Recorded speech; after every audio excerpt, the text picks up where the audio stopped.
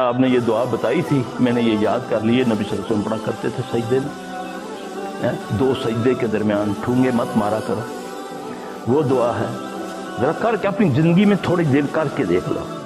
اللہم اغفر لی، یہ دو سجدوں کے درمیان کی دعا،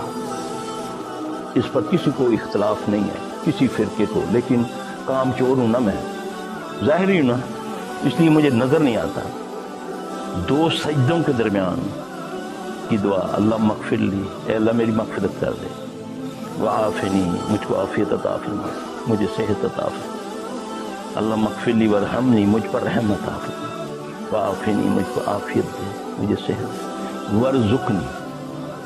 مجھے رزق عطا فرما، ظاہر ہے کہ پاک رزق عطا، یہ دو سجدوں کے درمیان کی دعا ہے، سیکھو،